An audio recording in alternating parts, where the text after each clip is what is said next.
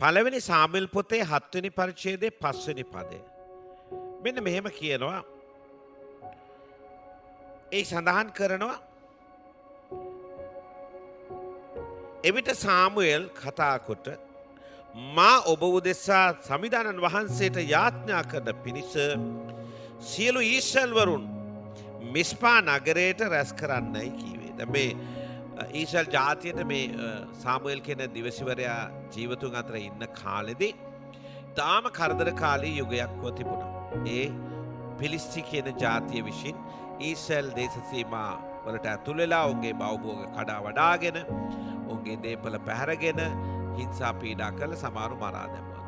විනාශ කළ දැම්මා. මේ විපත්ති එන්න වැඩි වුණා.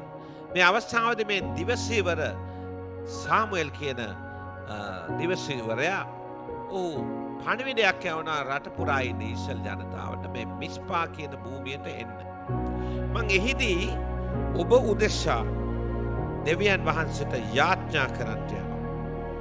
දැන් මේ රටක යුදමය වාතාවරණයක් සහ කරදර පීඩාකාරී කාලයක යුද්ධ කරන්නට අවියාවුද අරගෙන සටනට යනවා වෙනුවට මේ දිවසිවරයා කියනවා ඔබ එන්න එකතු වෙන්න මා කියන තැනට මං ඔබ උදෙසා යාඥා කරනවා. ප්‍රිය දරුවනි, යාඥාව එතරම්ම වැදගත්.